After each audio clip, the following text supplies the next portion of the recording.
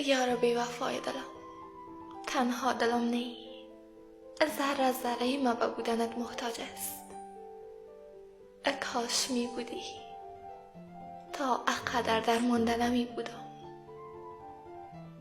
کاش این روزهای طاقت فرساره در آغوش تو به سر می بردم. بجز آغوشت هیچ چیز آرامم نمی کنه.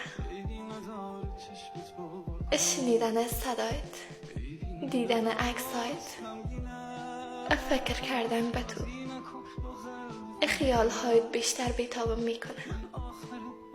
من خیلی دوست دارم. هر روز هم که تیر میشه درد نبودن تو نداشتنت بیشتر به مغز استخوانم میرسه و بیشتر از قبل میسوزانه مرا. تو چی بودی و چه کردی که این گونه نداشتنت مرا ذره ذره از بین میبره؟ تا چه وقتا، چقدر از غم نبودن دست به دامان نوشتن شوم؟ حالا حتی توانه هم در دستایم نیست که از درد نداشتنت بنویسم. با دستای لرزانه، با قلب بیتاب نمیفهم چقدر دیگه میتونم دوام بیارم، چقدر دیگه باید بنویسم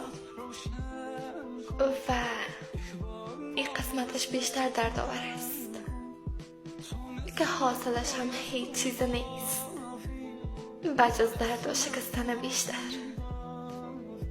قلبم بیتاب ترا، طاقتم طاقتر میشه. بیا که خیلی دلتنگت هستم. به همون خدایی که میپرستی قسم، خیلی دلتنگت هستم. آرام جانم، نداشتنت خون مرا نابود کرده.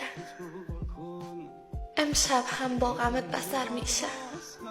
حداقل شب بعدی خودت بیا. آرام جانم. بخوایم از هم جدا باشیم، خیلی وقت با تو